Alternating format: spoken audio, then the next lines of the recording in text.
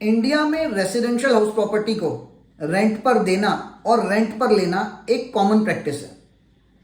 कई लोगों के लिए रेसिडेंशियल हाउस प्रॉपर्टी से मिलने वाला रेंट एक पैसिव सोर्स ऑफ इनकम है, लेकिन पिछले कुछ दिनों से यानी 47th जीएसटी काउंसिल की मीटिंग के बाद से इस पर जीएसटी लगेगा या नहीं लगेगा, लगेगा तो किन लोगों के लिए और किस तरह से लगेगा, इस प्रश्न ने हम सभी को काफी परेशान कर रखा था। इसको क्लैरिफाई करते हुए 13 जुलाई 2022 को जीएसटी डिपार्टमेंट ने एक नोटिफिकेशन भी इशू किया और आज की इस वीडियो में हम उसी नोटिफिकेशन के बारे में बात करने वाले हैं और हम बात करने वाले हैं किस किस तरह की रेसिडेंशियल हाउस प्रॉपर्टी के रेंट पर जीएसटी एप्लीकेबल होने वाला है और किस तरह एप्लीकेबल होने वाला है।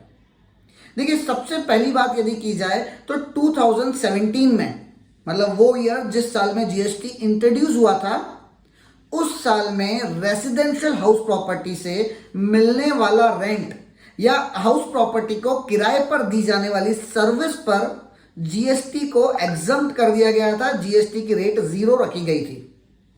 लेकिन रिसेंटली 13 जुलाई को कुछ अमेंडमेंट किए गए हैं। आज स्टेप बाय स्टेप हम उन्हीं अमेंडमेंट के बारे में बात करने वाले हैं।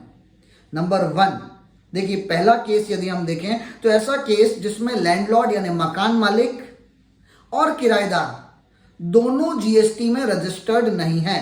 मैंने मेरी रेसिडेंशियल हाउस प्रॉपर्टी को किसी ऐसे पर्सन को रेंट पर दिया है जो जीएसटी में रजिस्टर्ड नहीं है, मतलब मैं मकान मालिक भी रजिस्टर्ड नहीं है और किराएदार भी जीएसटी में रजिस्टर्ड नहीं है, तो उस केस में जीएसटी की कोई लायबिलिटी अराइज नहीं होने वाली है।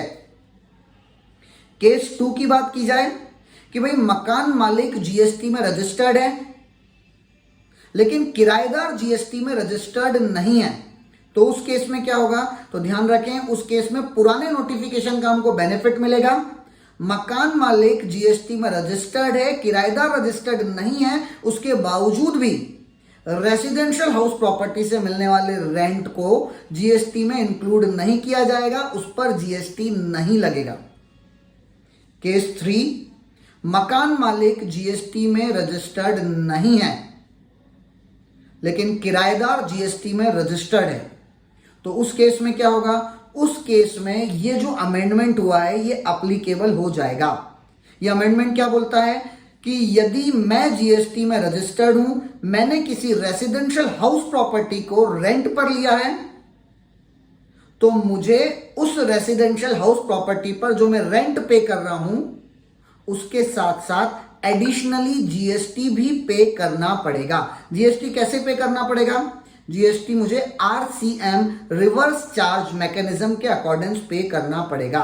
मतलब वो पर्सन जो जीएसटी में रजिस्टर्ड है, यदि उसने किसी रेसिडेंशियल, वर्ड पे ध्यान देना, रेसिडेंशियल के बारे में बात कर रहे हैं हम लोग, यदि उसने किसी रेसिडेंशियल हाउस प्रॉपर्टी को रेंट पर लिया है तो उन्हें रेंट तो पे करना ही है, रेंट के साथ साथ जीएसटी भी पे करना है जीएसटी डिपार्टमेंट को, रिवर्स चार्ज मैकेनिज्म यानी आरसीएम के बेसिस पर करना है। यदि ऐसा हो जाए कि लैंडलॉर्ड भी जीएसटी में रजिस्टर्ड है और जो टेनेंट यानी किराएदार जो है वो भी जीएसटी में रजिस्टर्ड है, तो उस केस में भी किराएदार को जीएसटी रिवर्स चार्ज मैकेनिज्म के बेसिस पर पे करना पड़ेगा। मतलब हमारे पास 4 केस है, इसके अलावा कोई केस नहीं बन सकता है। केस 1, मकान मालिक भी रजिस्टर्ड नहीं है, किराएदार भी रजिस्टर्ड नहीं है, कोई जीएसटी की लायबिलिटी नहीं बनने वाली है। केस 2, मकान मालिक रजिस्टर्ड है, किराएदार रजिस्टर्ड नहीं है, उस केस में भी कोई जीएसटी की लायबिलिटी नहीं बनने वाली, एग्जम्पशन नोटिफिकेशन का बेनिफिट मिल जाएगा। केस 3, मकान मालिक रजिस्टर्ड नहीं है लेकिन किराएदार रजिस्टर्ड है, तो उस केस में GST reverse charge basis RCM के बेसिस पर पे करना पड़ेगा। यह अमेंडमेंट है। केस 4, मकान मालिक और किराएदार दोनों रजिस्टर्ड हैं, तो उस केस में भी जीएसटी रिवर्स चार्ज बेसिस पर पे करना पड़ेगा। देखिए, यहां पर सबसे ज्यादा ध्यान रखने योग्य बात यह है कि रेसिडेंशियल हाउस प्रॉपर्टी होना चाहिए। अच्छा, रेसिडेंशियल हाउस प्रॉपर्टी को मैंने रेंट पर लिया और उस रेसिडेंशियल हाउस प्रॉपर्टी को मैं कमर्शियली यूज कर रहा हूं, इससे कोई फर्क नहीं पड़ता है। आपने यदि रेसिडेंशियल हाउस प्रॉपर्टी रेंट पर ली है, चाहे आप रेसिडेंशियल पर्पस के लिए यूज करें, चाहे आप कमर्शियल पर्पस के लिए यूज करें, जीएसटी की लाइबिलिटी अराइज हो जाएगी और आपको जीएसटी रिवर्स चार्ज बेसिस यानी आरसीएम के बेसिस पर पे करना पड़ेगा। Thank you very much. इसी तरह के फाइनेंस के वीडियो के लिए हमारे चैनल को सब्सक्राइब करना ना भूलें।